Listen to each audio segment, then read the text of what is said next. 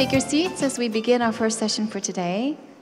So at this time, we will begin with our first session, the impact of COVID-19 on the global economy and geopolitical dynamics. For this session, our moderator is Dr. Il Sa-gong. Dr. Sa-gong served as Minister of Finance and held other prominent positions that include Director of Finance at the Korea Development Institute, Special Economic Advisor to the President, Chairman of the Korea International Trade Association, and Chairman of the Presidential Committee for the G20 Summit. He is also founder and Chairman Emeritus of the Institute for Global Economics. Please join me in welcoming Dr. Il Sa-gong to moderate the first session with a big round of applause. Well, thank you very much. Good morning, ladies and gentlemen. It's so nice to see you in good health at this very difficult time. I'm sure you all have enjoyed listening to very distinguished keynote speakers and other speakers, and sharing their very insightful, illuminating views and ideas about the COVID-19 pandemic crisis and beyond. As you know very well, we are still in the midst of the COVID-19 pandemic crisis. However, we have to look forward into the future, and we have to really see what are the major consequences of the current COVID-19 pandemic, and what they will have, what implications they might have, especially for public policy makers and corporate strategists. With this in mind, for this session, we invited two distinguished Nobel laureates in economics and highly distinguished panel consisting of most distinguished economists and former policymakers. Since we are a little bit behind the schedule, I don't think I will waste any more time for the introduction, but I will ask they put the two special video lectures by very distinguished Nobel laureates. Please put the video lecture, please.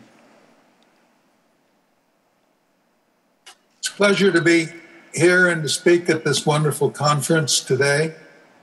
I have thoughts on some of the issues raised by the massive actions our governments have taken in response to the COVID-19.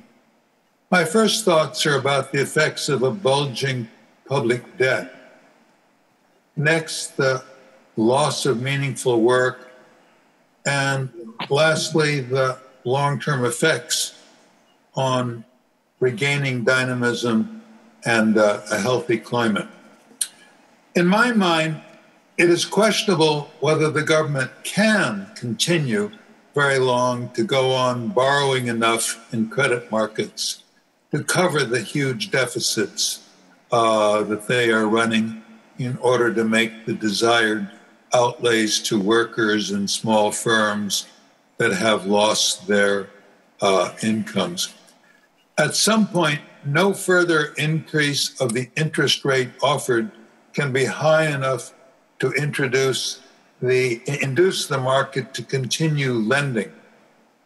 If the debt does go to an extraordinarily high level, there are grounds for concern that the public debt may be so onerous that the government is not able to take actions on other fronts, climate change for one. There's also concern over the consequences that a huge public debt would have for the economy. As an economic theorist whose first book was on the consequences of public debt, I fear such a massive rise of paper wealth. It would shrink the supply of saving and hence shrink investment too, thus stalling or even turning around any rise of wage rates and also impeding any government measures for the social good. A path-breaking paper by Franco Modigliani and recent work by Hyun-Taek Hoon and I have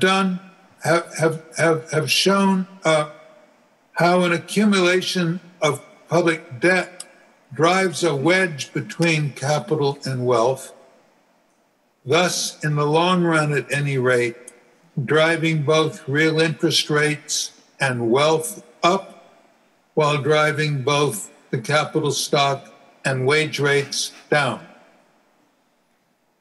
Now, though, as Gylfi Zuega has pointed out to me, the recent purchases of securities by the Federal Reserve may serve to decrease wealth, thus offsetting the growth of wealth that the Treasury is causing.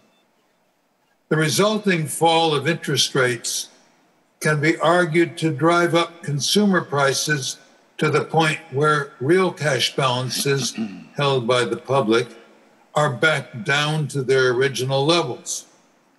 At that point, private wealth has been reduced by the amount of the securities they sold to the Fed. Another thought, one that I've been chewing on, is that the widespread shutdowns following the outbreak of COVID-19 and separating many employees, contractors, and freelancers from their occupations is costing them not only loss of pay, which the government may or may not replace, but also what William Julius Wilson called the anchor that steady work and decent pay provide working class people, and what I termed a sense of belonging in my 1972 book, Inflation Policy and Unemployment Theory, and my 1997 book, Rewarding Work. An article just published in the press that lockdowns disrupt life and heighten anxiety among those who rely on daily routines is another point in this connection. All of this does not imply that the government ought to disregard the health risks that would result from a total dismantling of the present shutdowns of non-essential companies and institutions. But it does weigh on the side of considering the removal of shutdowns where the health risks are comparable to the everyday risks on subways and streets. Maybe the deepest worry of mine is the thought that the hurt and damage left by the pandemic could be serious enough to delay or prevent society from dealing with the two colossal problems arising in the future.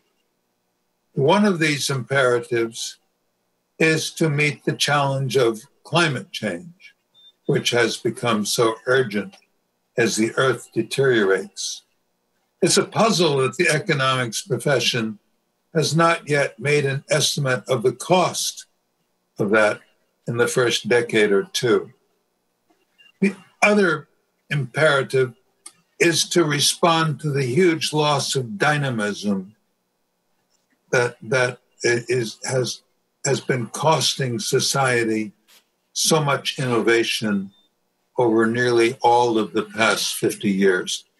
I think this is imperative because I fear that the nation could collapse in social strife if huge number of people go on having little or no work in which they might at times have the opportunity ever to use their imagination or the creativity that ordinary people generally have.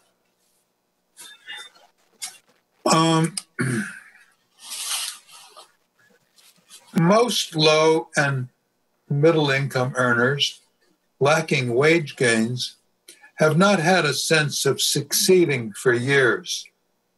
Only corporate profits and salaries have gained. Most working people report far less job satisfaction than the previous generation did. We have to find our way out of this morass, in spite of crises and the current crisis of pandemic.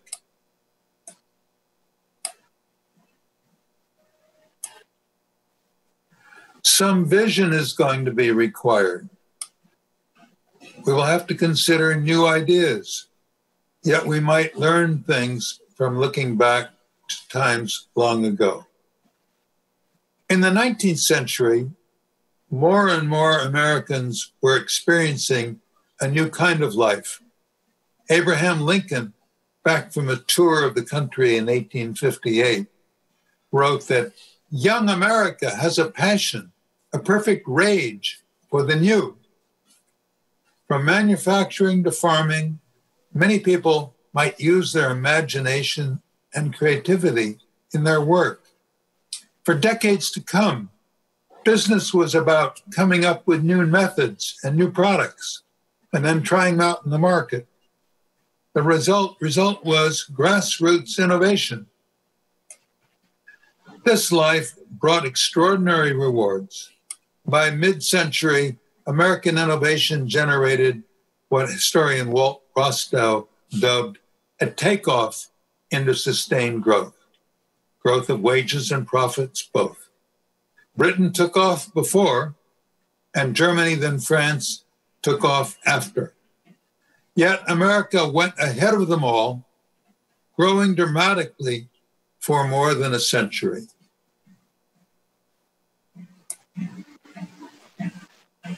Work in America also offered non-material rewards integral to a meaningful life. There were not just the satisfactions of learning things and solving problems, or the sense of agency from having some responsibility and exercising initiative, all present in most any enterprise. People were flourishing. There was the excitement of conceiving unimagined things, the feeling of making a difference, and the thrill of voyaging into the unknown. No wonder Americans were constantly striving and dreaming of success. What was behind this new life with its fantastic innovation? Few would dispute that an economy with competitive markets and the free entry of new firms were necessary. So is a government fairly free of politicians selling contracts in return for contributions. But those enabling factors were not sufficient to account for the new life and the resulting grassroots innovation that came to America and stayed for more than a century. In the 1900s, a theory of innovation was built by the German Historical School. Arthur Spiethoff viewed innovation as deriving from discoveries of scientists and navigators. Standing on his shoulders, the Austrian Joseph Schumpeter added that such an innovation can only occur when a business owner, an entrepreneur, spots the new opportunity. In that account, creativity had nothing to do with it.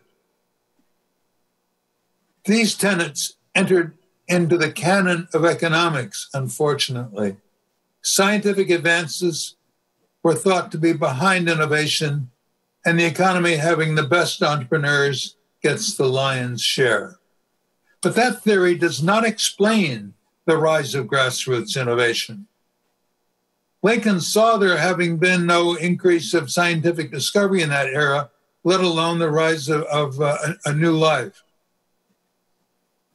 But that theory does not explain the rise of grassroots innovation that Lincoln saw. There having been no increase of the scientific discovery in that era, let alone the rise of the new life. This raises doubt that most or even much of innovation has come primarily from advances in science. What then did it come from? My thesis is that a widespread expression of imagination and creativity among ordinary people at work over much of the country brought the outpouring of the new products and methods that constitute innovation and a wide involvement in gratifying work, not the advances in science. Some powerful Renaissance values to pursue one's happiness, to think for oneself, to take the initiative, to embrace uncertainty, and to make a mark. Those were the driving forces. In this view, it is a decline in America of that spirit leading the nation into what Jimmy Carter called a malaise that since 1970 or so has brought generally slow innovation and a gradual decline of job satisfaction. Not any decline in the advances made by the world's scientists. And as everyone knows, the new giants of the information age, in moving to protect themselves against outside competition, are stifling as much as they can the innovations of newcomers. Now this thesis, values and decline, has been submitted to statistical test. In every advanced economy, estimates have been made of that part of each year's productivity growth attributable to homegrown innovation. As the thesis predicts, estimated innovation has been fastest in America. Though innovation in America slowed around 1970 and after a comeback slowed again in 2005, innovation in Germany, France, and Italy also slowed markedly. Moreover, the huge gap between the highest rates of innovation and the lowest rates of innovation make it difficult to view innovation as the gift to all advanced economies coming from the world's scientists. A statistical analysis of household survey data from a wide set of countries confirms that inter-country differences in attitudes for and against Renaissance values are predictors of the differences among countries in their rates of innovation and hence in their growth rates. But there is more to life than growth. A critical mass of those values in a nation can fuel the dynamism necessary to spark innovating from the grassroots on up. And long experience in innovating workplaces makes possible better lives for ordinary people, lives of imagining, creating, and venturing into the unknown, bring meaning and many rewards.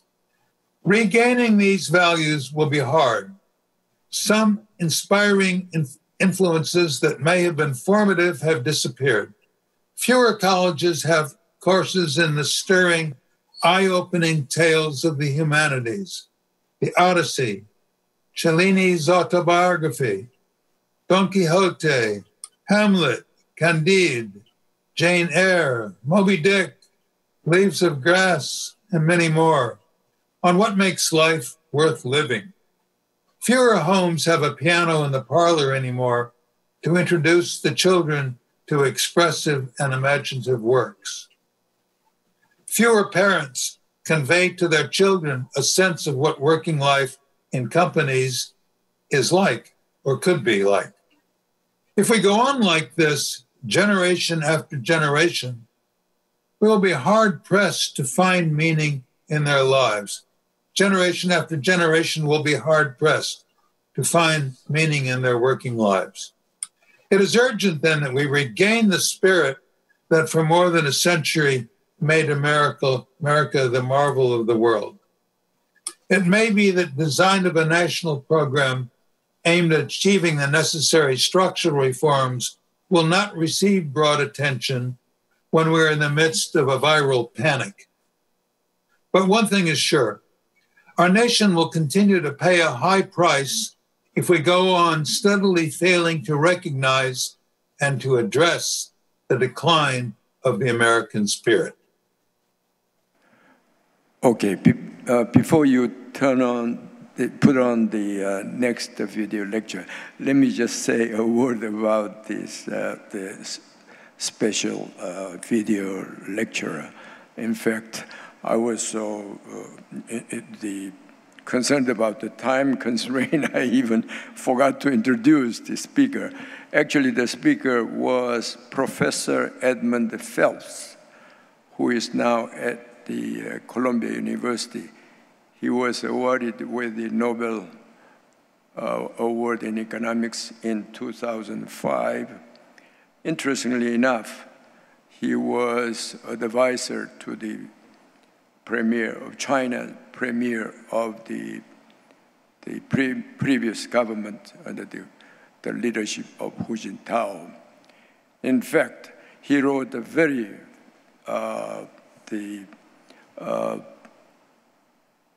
the well-known book titled Mass Flourishing. In fact, China introduced, as you know, the policy, what they call mass entrepreneurship. In fact, he talked today a lot about this entrepreneurship at the ordinary people and grassroots level. Well, let's now listen to a second special lecture, and the lecture will be given by the George Stiglitz, who is also with the Columbia University now. He is Nobel laureate in economics in 2001. In fact, he was the chief economist at the World Bank, and also he was chairman of US President's Council of Economic Advisors. In fact, he is well known in Korea because he visited a number of times before. Please put on the special lecture. It is a real pleasure to be here to share with you some of my thoughts about some aspects of globalization in the post-pandemic world. One of the things that's going to be happening is the pandemic is accelerating some of the tendencies, forces that were already in play.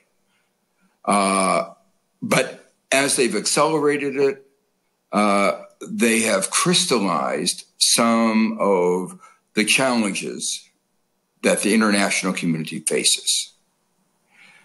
What I want to do is to describe two contradictory forces at play. One set of forces are leading the world to move apart, deglobalization, as it were. And the other is bringing us more together. On the negative side, even before the pandemic, in the aftermath of the 2008 crisis, there was, in a sense, a retreat from hyperglobalization. In the early years of this century, there was a belief that globalization was an inevitable force. It would go on, and particularly financial globalization resulted in large capital flows going from one country to another. Some of them, as we saw in 2008, were destabilizing. And the underregulation of America's financial markets led to a global financial crisis. In the years following that, foreign direct investment as a share of global GDP did not necessarily increase to all countries. We saw the ratio of trade to GDP, global GDP, going down.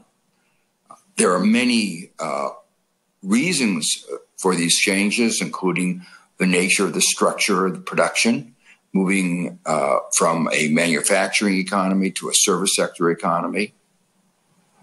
But the pandemic has accelerated these trends. What we've discovered, in a sense, is that we have constructed a global economy that was not resilient. The global supply chains were insufficiently diversified. We had built an economy, as it were, like a car without spare tires. All well and good as long as there's no problem, but when there is a problem, the system is not as resilient. In a sense, this lack of resilience echoes some of the problems that in the market economy that were exposed by the 2008 financial crisis. That crisis showed the market economy to be short-term. Its pursuit of short-run profits came at the expense of long-run stability. In this case, it was the excessive pursuit of short-term profits came at the expense of insufficient resilience. It seemed a good deal to save a few pennies today, even if it meant we were going to be more dependent on others. The consequences have been very dramatic in the United States. Our market economy was unable to produce the masks, the ventilators, the protective gear that we needed, let alone the more complicated stuff like tests. And the consequence of that, of course, is that many more people have died than would necessarily have been the case. And this has contributed, although only one factor, to the devastation to the American economy. Having learned these lessons, I think going forward in the post-pandemic world, we will want to create a more resilient economy. We will want to encourage more long-term thinking rather than just short-term thinking. There are many ideas that have been put forward of how to do that. For instance, giving more voice to long-term shareholders. What my colleague at Columbia, Patrick Bolton, has called loyalty shares. There are other things that this pandemic has exposed, deficiency in our overall social, economic, political system. One of the things I emphasized in my book, People, Power, and Profits, was that we had evolved into an unbalanced system in which there was insufficient attention paid to the role of government. 40 years of denigrating the role of government have resulted in a government that was ill-prepared to deal with a pandemic.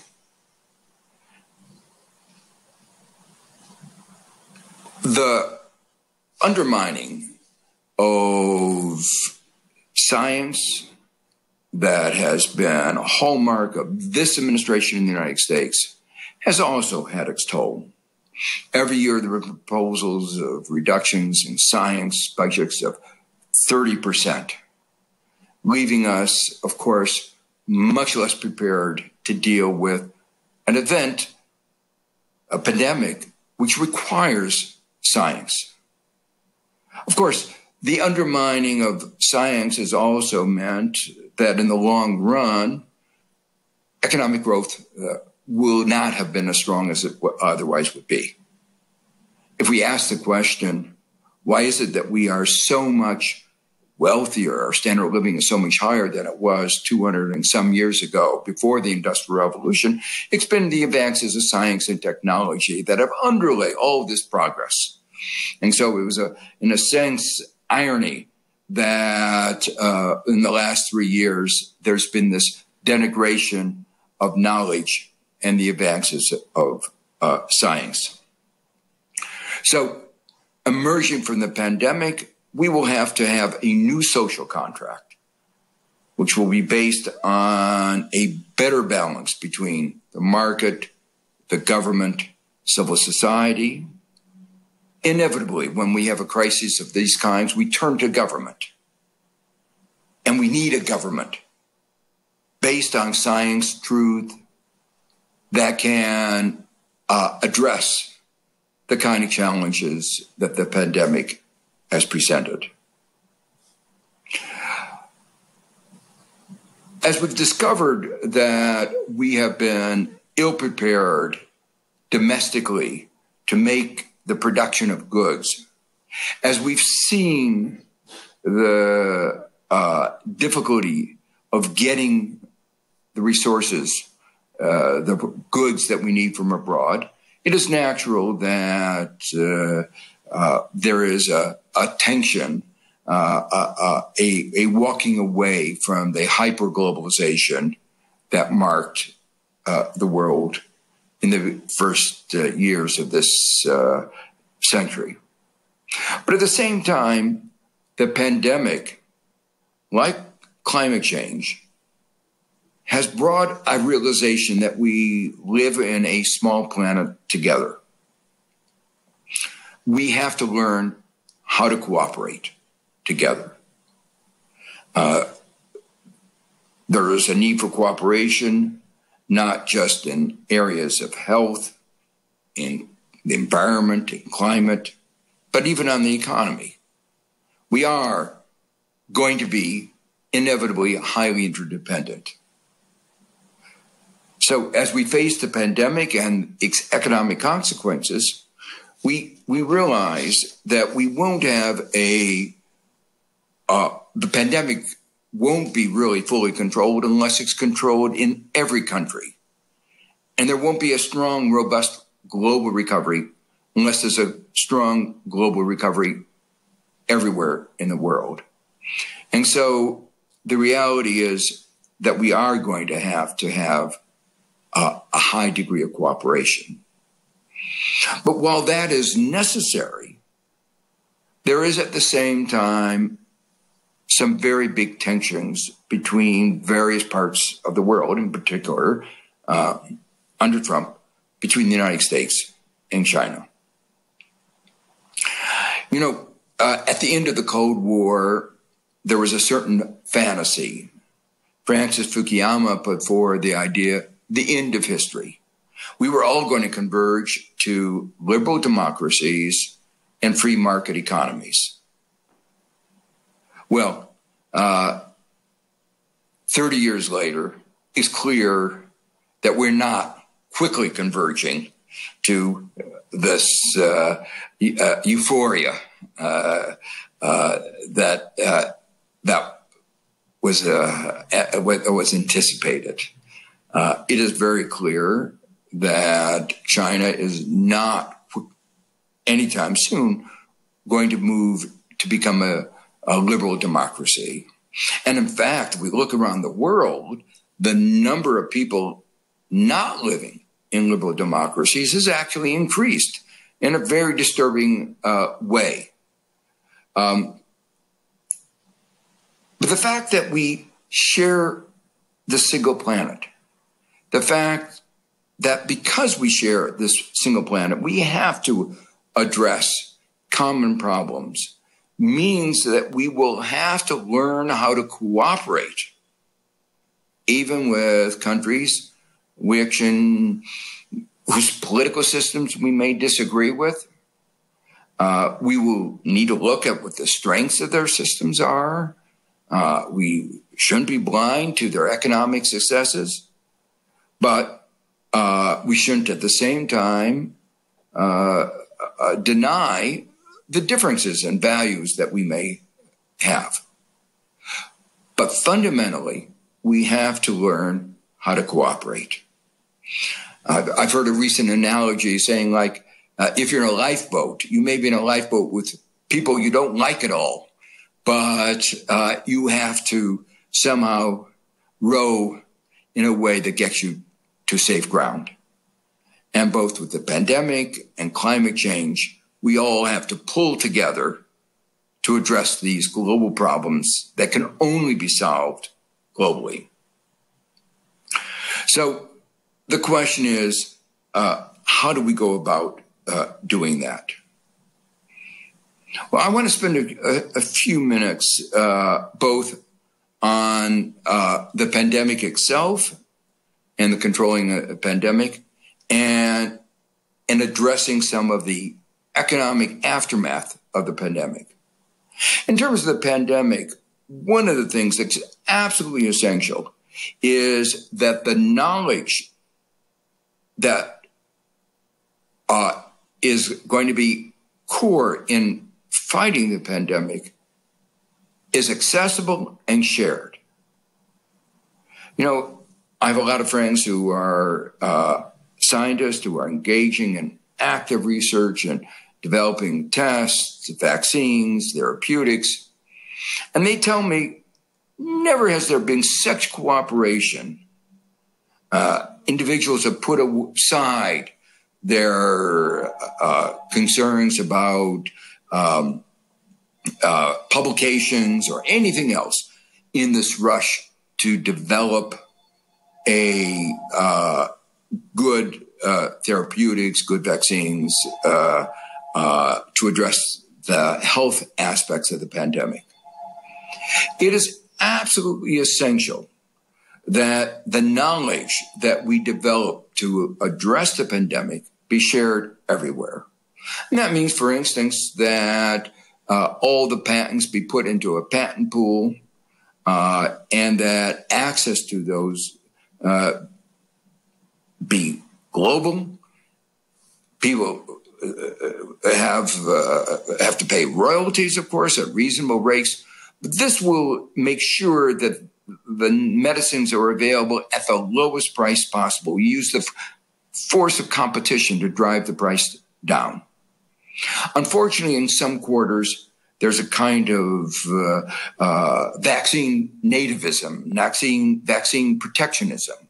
Rather than saying it's important for the vaccine to be given first to those who are on the front line, for those are healthcare providers without whom we are all so much more vulnerable. There are a few who have taken the position the wealthiest should have first dibs. I think that should be unacceptable. You know, in the context of the flu vaccine, which every year we have new diseases, new variants of the influenza. And so all the scientists have to get together every year to design a new vaccine. This kind of sharing has been institutionalized. Costa Rica has proposed a patent pool initiative, a sharing of intellectual property at the WHO, and that's received a lot of support. Unfortunately, some of our major drug companies have not participated. Some of the major countries have not been active participants. And this is an example of an area where there needs to be real cooperation going forward. In another arena, the economic aftermath, there is another area where the failure to do something early is now having consequences, and we are going to have to make up for lost time. That is the area of debt. Before the pandemic, many countries faced excessive debt. A variety of reasons. But the reality is that today, even countries that borrowed moderate amounts have seen their export earnings plummet, commodity prices fall, foreign investment move out of their country, financial flows going the wrong way, remittances going down, and they now face crises. In 2015, the UN General Assembly voted for a set of principles to guide debt restructuring. There is going to have to be debt restructuring. The only question facing the world today is whether it's going to be orderly or disorderly. And it would be much more humane, much more rational, much better for everybody if it were done in a orderly way. Unfortunately, even though those principles of orderly debt restructuring were supported overwhelmingly within the UN General Assembly, a few creditor countries, including the United States, refused to go along. They believed that power was more important than principles. Well, I think that if we don't have a principled guidance to restructuring, the economic future is going to be weak. And the antipathy to global financialism, to the global financial system, is going to be very great. So both support for our system and the short-run strength of the global economy, both are at stake here. Now, unfortunately, we're seeing a glimmer of the way things might evolve. Argentina is one of the countries first to go into difficulties. The IMF has played a very constructive role. It has outlined the limits of sustainability, what the country can pay. You can't squeeze water out of a stone. And if you try, it will be you won't get anything. So the problem is that a few of the private creditors seem to have no conscience and lack even a sense of rationality and reality. And they've been very slow to adjust to the pandemic realities. They have demanded, if all accounts that are in the media are correct, they have demanded amounts that are well beyond what the IMF says are sustainable.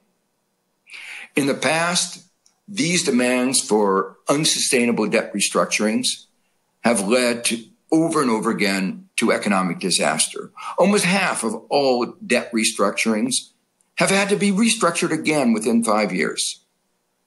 So the point I want to make is that we are at a critical time where we need economic rationality combined with a certain humanity to devise a system of principled debt restructuring. And while we do that, the governments in the creditor countries have to put pressure on the financial sector, which they've rescued over and over again, to say, play your part in making sure that there is a strong global recovery.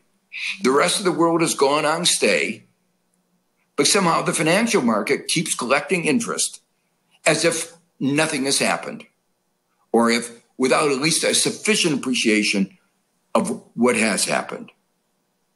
So let me conclude. I believe that we are in for a long and deep downturn. We should remember that the recovery from the Great Depression took 10 years.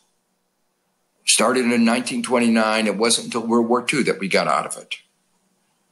The problem was there was not a comprehensive response and there was not a sustained response. Monetary policy is not going to get out of it, enable us to get out of this. We will need a fiscal response.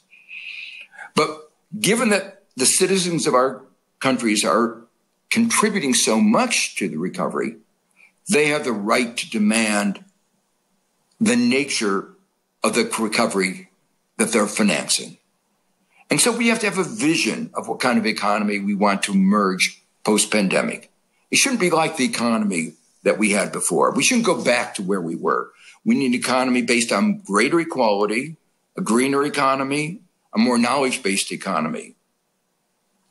We shouldn't let the large amount of debt scare us off from doing what needs to be done.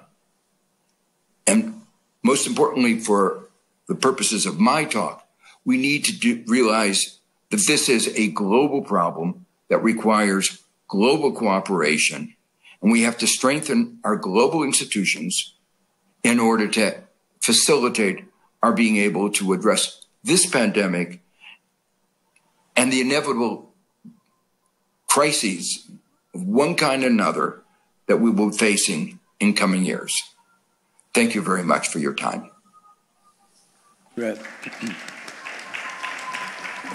Well, great special lectures by two Nobel laureates. I don't think I need to summarize these lectures or highlight the key points of their lectures. However, I would like to make one observation each. Professor Phelps' main concern seems to be with how to regain economic dynamism. In that regard, he emphasizes the importance of grassroots, what he calls grassroots entrepreneurship, which in turn can be promoted through favorable societal attitude towards creativity and imagination. I'm sure these points are relevant not only for the economy of the United States, for the rest of the world, particularly at this time in this country. I think this is a very, very important point to pay attention to. The Professor Stiglitz, as expected, in addition to his emphasis on the proper role of the government, but he re-emphasized the importance of the necessity of closer international cooperation in the post-COVID-19 world. The problem is that the US-China hegemonic competition and rivalry continues or precipitates. We're not going to have very close international cooperation and collaboration. So this poses a grave challenge for the global community. We have to deal with. I hope Korea can contribute to some degree in this regard. Well, with this, let me invite our distinguished panelists. Actually, three are present here, but the other one is waiting in Singapore. First panelist is Professor Park Tae-ho, who is former Dean of Seoul National University's Graduate School of International Studies. Dr. Park served the Korean government as Minister of Trade. In fact, he was the leading trade economist in Korea. Now, I would like to invite Dr. Park, and you have only 7 minutes for initial remarks. Thank you, Chairman.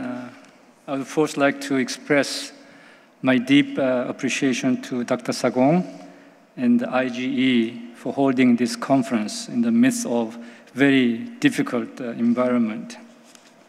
After hearing distinguished speeches by two Nobel laureates, I must confess that it will be very difficult for me to make any kind of presentation before this wonderful audience.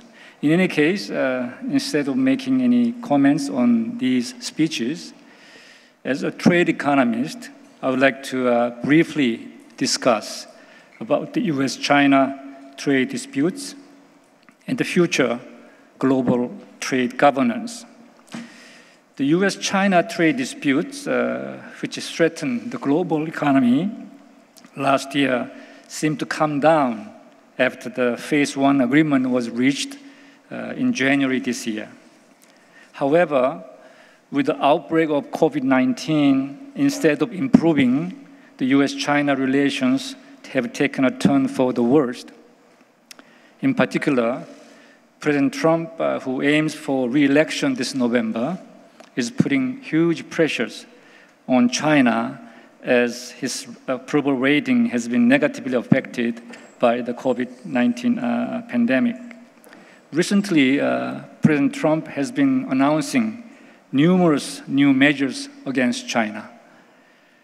China is also responding to the situation. For example, China's National People's Congress this year, which ended on the 28th of May, announced a plan to invest an estimated $1.4 trillion over the next 6 years until 2025 in high-tech areas such as AI and 5G communication network.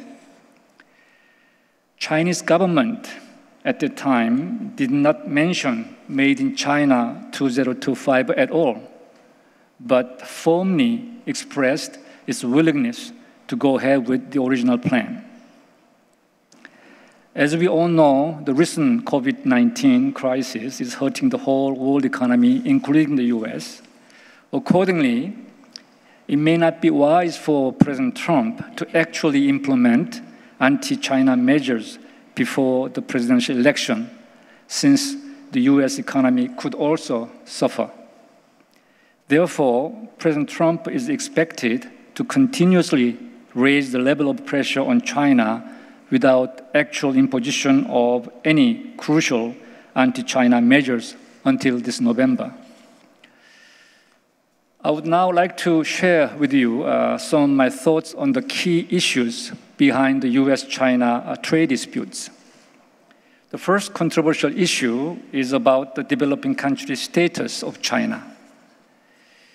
US and other countries expected China to expand opening of its markets and embrace international trade rules after its accession to the WTO in 2001. However, China did not open much of its own market and did not fully accept the WTO rules, claiming that it still maintains a developing country status.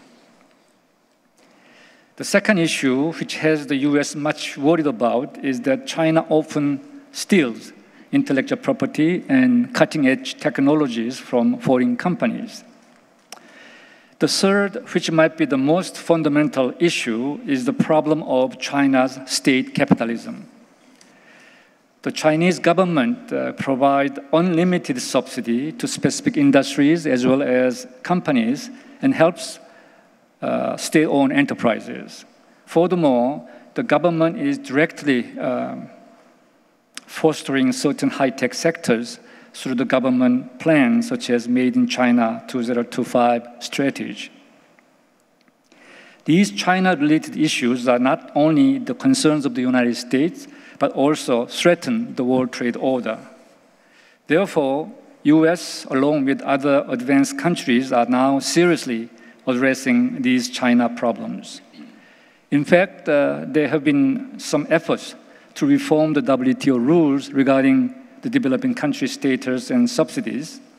However, the current WTO system could not reach an agreement on these issues because it requires the consensus among all members, which is almost impossible. Also, some efforts were made outside the WTO. The WTO reform issues were discussed at the G20, but no effective results were produced. In addition, US tried to put specific pressure on China. After the failure of Doha round, the United States sought for TPP agreement to push China to further open its own market and try to form the TTIP agreement with the EU to set advanced regulations and standards before China becomes a major player in the world economy. But both attempts did not succeed. We all expect that US-China trade war will continue even after the US presidential election, maybe even after the COVID-19 situation is stabilized. The US may try to solve the China problems through reforming the WTO.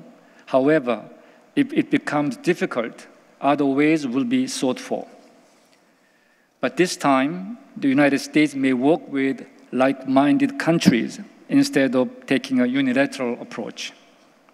For example, they may consider again forming a high-standard regional trade agreement to give a maximum pressure on China.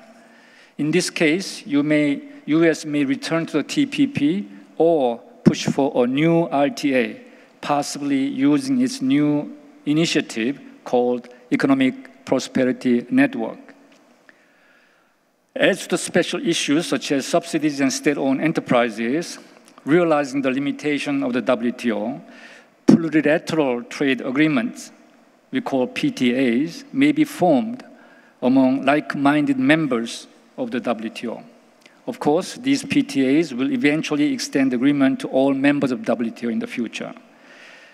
These approaches are mostly suggested by trade experts, such as myself.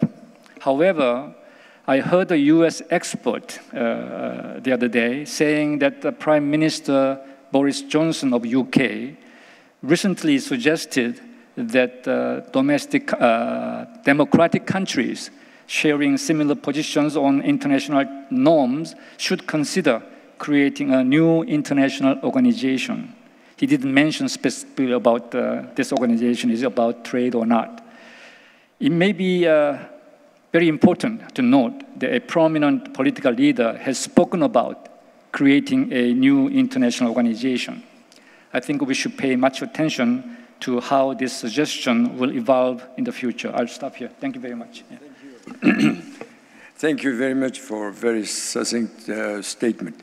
Let me now invite the next panelist, who is the professor and the Dean of Ewha University's Collegiate School of International Affairs, Dr. Choi Byung-il.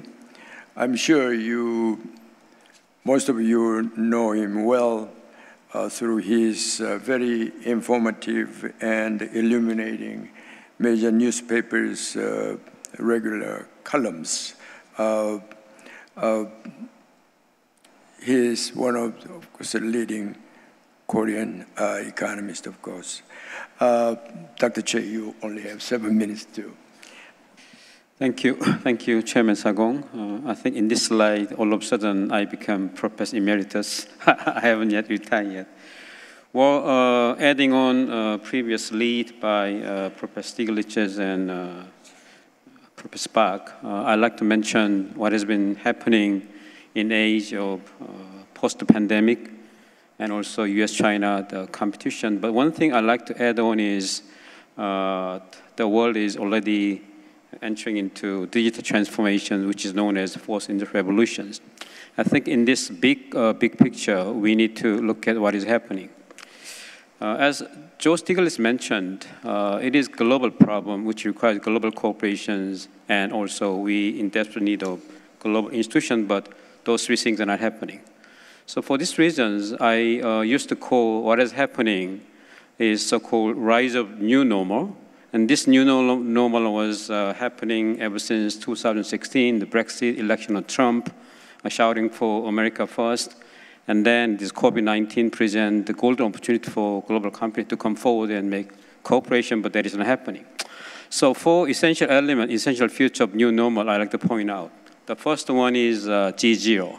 So no major powers, they try to cooperate. They failed to act together. So this is something very different from what we've seen in the aftermath of 2008 global financial crisis. And the second phenomenon is, I think related to this dispute between US and China, they they don't bother to settle the disputes through already existing global trading system. They try to attack each other without relying on established systems. So as a result, we are witnessing dysfunctional, even collapse of rule-based, free and open trading system. I think Korea has been one of the biggest losers from this dysfunctional global trading system. And third and fourth phenomenon is, I think, very, very serious. Third phenomenon is so-called security trade and access. Example, where China is giving so-called shadow trade retaliation simply because Korea decide to embark on Korea decide to deploy THAAD. And also in this, the accelerating U.S.-China competition, U.S. government, they try to restrict the visa to Chinese students, especially in the area of science, technology, engineering, and mathematics. And also, U.S. is aiming to target all those scholars, experts, which has linked with China's under so-called China Thousand Talent Acquisition Programs.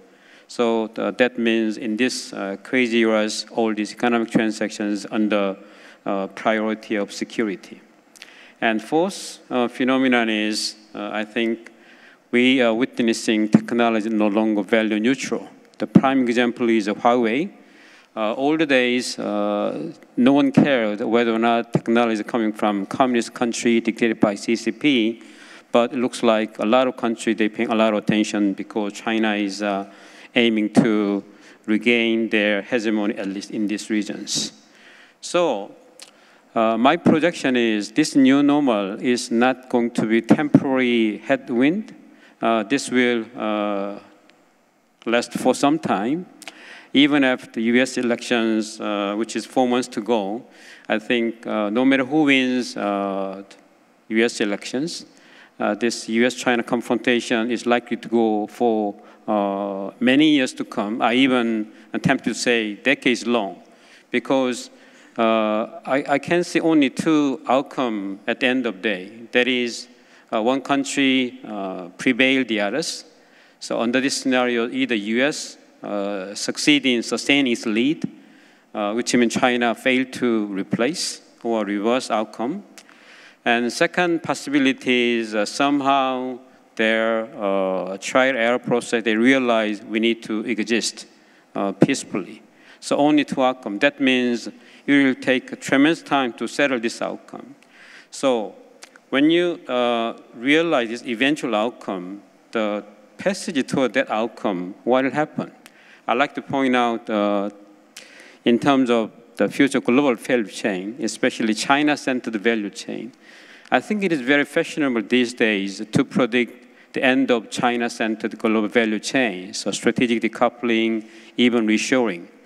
But you need to be aware there's still very positive, optimistic scenario. That means, well, business as usual scenario. That means even after this, if we have somehow short-lived pandemic crisis, either through the discovery of vaccine or the government was able to contain, there was no second outbreak, then we like to observe so-called V-shaped recovery. If that happens, I think the people will come to continue to invest and concentrate in China as if nothing happens. Analogies, shark has disappeared in beach and people is going to migrating to the beach again. And I think reality is something in between, because in case of Korea, even though China shadow trade retaliation in relation to THAAD deployment, a lot of Korean big business, they continue to stay in China. They realize China risk, but their decision was, well, China is too big to leave anytime soon. So under only very strong government and civil society pressure, they may feel urged to come up with a plan B from just in time to just in case. Even in that case, I don't see reshoring to Korea is going to happen because a lot of regulations and government policy, because the CEO, they want to replace workers with robots, but that is unlikely to happen in reshoring happening in Korea. So that means in medium term, company will adopt China plus one strategy. So that means we are not going to see the end of China-centered global value chain, and reality is something in between. So I like to conclude by pointing out the very essence of competition. Well, people tend to describe competition between US, China as competition between market capitalism, state capitalism. I think that is missing critical point. The critical point is this is a competition between open society versus surveillance state. Open society, which has allowing all this access to other countries regardless of political system, under the belief, well, a different political system, they will change, transform in terms of economy, in terms of policy. That didn't happen. On the other hand, the surveillance state, they have whole plan and long-term plan under which all stakeholder society, they marching toward one goal. So in a nature, this is uneven playing field. So unless the world has some plan to change this unlevel playing field, then I think situation is very, very chaotic and murky. You cannot tell until dust clears who is going to eventually winning. And I think the biggest loser is going to be Korean companies and Korean losers. I will stop here. Thank you very much. Thank you for keeping time. Now let me invite Professor Sung Tae-yoon, who is current Dean of Underwood International College at the Yonsei University. As one of the most distinguished research economists in Korea, he was awarded various prizes and awards, including Cheongnam Prize, which was awarded by the Korea Economic Association, which is his peer economist group. That counts, very important. He is appreciated by his peer economists. Dr. Sang, you have only 7 minutes. Yes. We're a little bit behind schedule. So even though I only have 7 minutes, I have prepared a presentation file so that I have used in a different seminar and conference, but I think that it can be useful for this presentation. So please put on my presentation file, please. Okay. So as I just mentioned, I have used this presentation file in previous seminars and also conferences, but I think this can be useful for even though this is a very short presentation. So in Korea, we have experienced many crises. For example, like in 1970s, we had the energy crisis, for example. Then that case, we have this kind of crisis like that. Since there was energy price increase as the compound of cost shock, as you can see, Sherlon aggregate supply curve has shifted from SRAS1 to SRAS2. Then, as we can expect, there was definitely the economic downturn. And we will also have inflation. But as you can imagine, any government cannot bear some complaints from the people on demand policies or the aggregate demand, the management policies, something like that. So as a result of that, as you can remember, in 1970s, we had the really high inflation rather than modest inflation, but we could recover some economy to potential upper level. That was what happened in 1970s. But before this COVID-19 crisis, the COVID-19 situation, the Korean economy had a different kind of cost shock, which was the labor cost shock. As you can see, based on some policy issues, we are in the process of having labor cost shock. So that has the very similar style change from SRAS1 to SRAS2. But this kind of shock also has some impact on aggregate demand in the sense that since this kind of change is once and for all change, that means that we would have some structural change. As a result of that, the corporation would have some change on their prospect for future profit.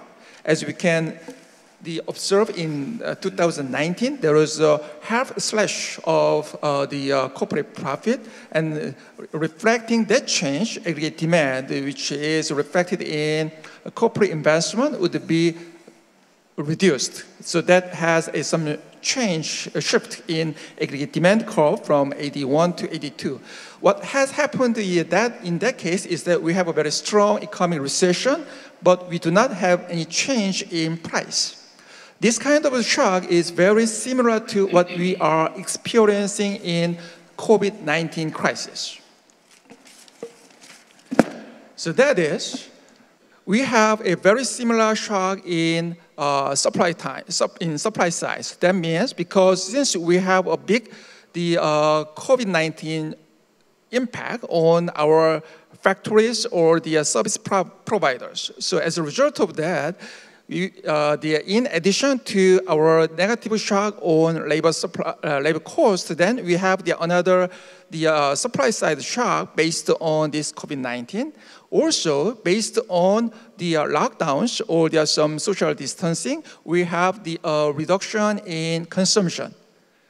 So in that sense, we have the combined shock of investment and consumption reduction. So that means that we would have the very strong economic recession, and also but we have a zero inflation or deflation.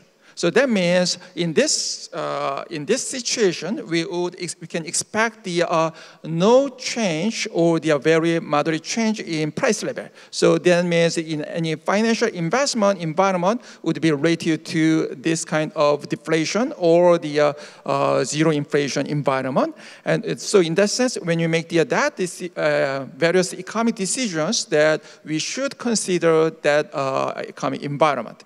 And we will also have the very strong economic recession. But it is important that this can become the new potential upper level or not. So, but based on this COVID-19, which is interesting, is that if we can have the escape from the lockdowns or the social distancing, that means we can recover in aggregate demand, and also we can recover some supply shock. So that means that if there are no big changes in global supply chain, that means we only have some kind of a business cycle style change. So that means that would not become new potential output level. So while we are in this economic recession, by having the government policies like the expansionary fiscal and monetary policy, without having any change in potential output, we can come back to the original potential output level. But one matter is that before we have this kind of change, since there was a shock based on labor cost, that might have some change in our potential output level. So that means in post-COVID-19 paradigm period, what matters is that how we can disentangle those two shocks, and then to develop our response on each shock. That can be a very important policy issues, and also the very important component when we make our investment decision. Thank you. Well, thank you very much. Now we have to call in the last, not the least, though, Dr. Shaun Roche, who is the Chief Asia Pacific Economist at S&P Global Ratings, based in Singapore. Is he on now? Yes, I'm on the line. Can you hear me? Okay. Okay, please go ahead. Yes. Okay. Good morning, everybody. I wish I was with you in Seoul. Unfortunately, I'm still in Singapore. And thank you to the IGE for inviting me to talk today. So I have a few slides, but really I just have three big questions that we are asking ourselves at S&P about what the post-pandemic world is going to look like. And these three questions are, first of all, will behavior change? Will the behavior of governments, will the behavior of consumers change as a result of COVID-19? And what does that mean for Asia Pacific's new labor markets? Secondly, are we going to be entering into a balance sheet recession? We think that the prospects of a balance sheet recession have increased, unfortunately, and that means a slower recovery and a permanent loss in output, which will vary across countries. And then finally, just some very short thoughts on deglobalization, because I think that's been covered very well by the esteemed speakers on the panel that came before me. So if we just go to the first slide, the next slide here. So what we're learning about this pandemic is that it doesn't go away quickly. And even for countries like China, like Australia, which have managed to contain the first wave, we've seen outbreaks emerge from time to time. And if you actually look at the stringency, how strict social distancing measures enforced by the government still are, we are far from business as usual. So we're past the worst in some sense, but we're nowhere near back to normal. And we're also starting to see that consumers have changed their behavior. So even when those social distancing measures are relaxed, consumers are less willing to go into public spaces. They prefer to stay at home a little bit more. They're avoiding public transport. What that's doing is it's reducing the demand for services, face-to-face activities that we often see in the services sector. And that, of course, is hitting jobs, because in Asia Pacific, close to 2/3 of all employment is in the service sector. About 25% of all jobs are in food services, accommodation, and retail. And you can see from this slide here that we've seen a very big fall off in employment across our region since COVID-19 emerged. The bigger the fall in employment typically is where the lockdowns have been most severe. But for now, it looks like this decline in employment is going to continue for some time yet. I should say we've seen a little bit of stabilization in Korea, which is good news. Hopefully we see more stabilization. Our own forecasts at the moment assume, though, that we're not going to see a big rebound in jobs, at least in the next few months. And that's because if you look on the next slide, history tells us that when unemployment rises, and that's shown by the light blue bar here, this is the period it takes for unemployment rates to go from the bottom to the top of a cycle. That typically happens very quickly. It's going to happen even quicker in this cycle. But the period it takes for unemployment to go back down again to where it was at the start of the cycle is typically much longer. So the point here is that jobs are easily lost and hard to regain. And this is going to be an interesting time for Asia Pacific's labor markets, including Korea, because we know that a lot of the jobs that have been lost have been part-time jobs, temporary jobs, and that's where much of the job growth has come from in recent years. How quickly will these new types of jobs come back? If they don't come back, I think consumers are going to remain quite worried about the outlook. They're going to continue to build up their savings, and that's going to hit consumption. So jobs markets are going to be very important to watch. The second big question I mentioned earlier is related to balance sheets. So if you look at the next slide, in our region, as we know, there have been two what we call balance sheet recessions over the last 30 years. The Asian financial crisis, which, as we all know, and you know more about this in Korea than most people, it started as a currency crisis and ended up as a balance sheet crisis. The global financial crisis also had balance sheet effects as well. What we know about those two recessions is that 3 years after they began, output was still below the pre-recession trend. In the Asian financial crisis, 12% below. In the global financial crisis, 3% below. And you can see that from this chart, which compares the recessions here. We've also compared our expectations for COVID-19. The key point here is that we're going to come out of this pandemic with balance sheets in much worse shape for governments, banks, firms, households That could dampen spending, particularly investment. That could slow down capital accumulation. And that's what gets you to what we think will be a 3% permanent output loss. Nothing as bad as the Asian financial crisis, but still, we don't think we're going to get back to where we would have been if the pandemic had never happened at all. And then just finally, the third big question, which I won't really go into too much, which is globalization. I think I agree with the speakers that came before in terms of the overall messaging here. It seems to be simply that COVID is accelerating a trend that was already underway. Professor Stiglitz mentioned that earlier. I think that's exactly the right way to think about it. In terms of the US-China relationship, unfortunately for now, things don't seem to be getting too much better. Three fronts: trade, access to financial markets, and technology. The phase one deal has stabilized trade, but on the financial side and the technology side, things still seem to be getting worse. From our perspective, this is not really an issue for the short term. We don't expect to see an escalation in the next 6 to 9 months, but fully agree that this is a big issue in the long term. It doesn't appear to be an easy problem to solve, and I think it's going to be something the world is going to have to live with for a sustained period of time. So let me leave it there and hand it back to you in Seoul. Well, thank you very much, Sean Roche from Singapore.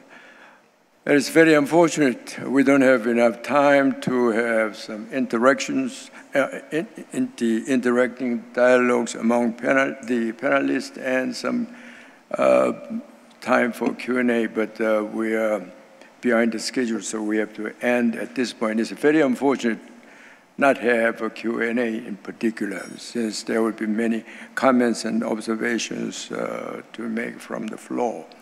I should end at this point, but I just want to say this, and that is that, as you know very well, the very well-known, globally well-known journalist and author of many best-selling books, Thomas Friedman of New York Times, popularized new terms, AC and BC and AC, meaning before COVID-19 crisis and after COVID-19 crisis, to emphasize, to highlight the different two worlds.